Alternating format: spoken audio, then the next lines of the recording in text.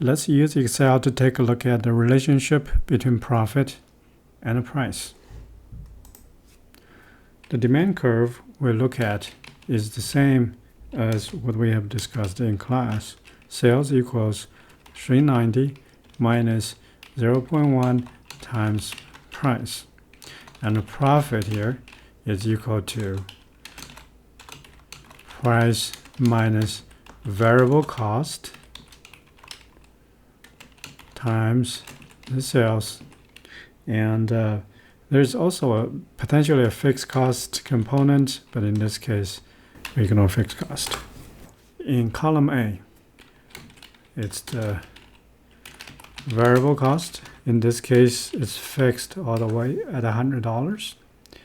And in column B, we put down the price. We're going to let price vary from $100.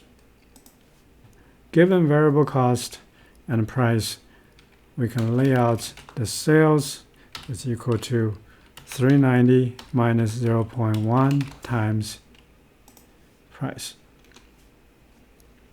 Profit is equal to price minus variable cost times the sales.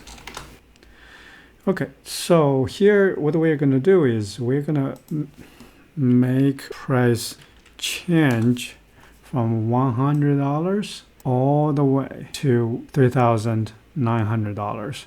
That is, when price is $3,900, sales will drop to 0.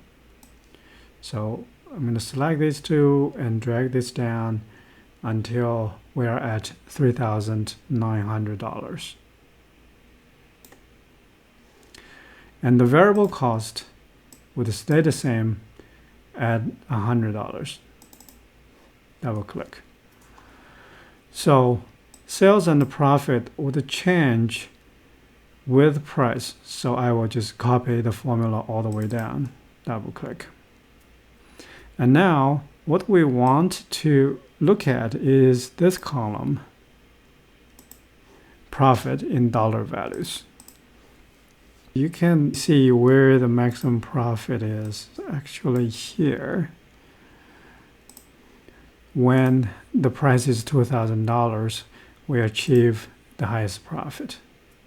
What is the relationship between price and profit then? Let's take a look.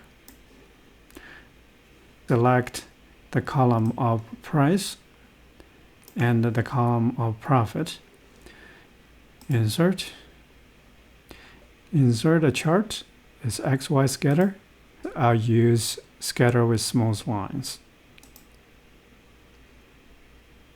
What we have here is a downward faced curve. The horizontal axis is price, and the vertical axis is profit.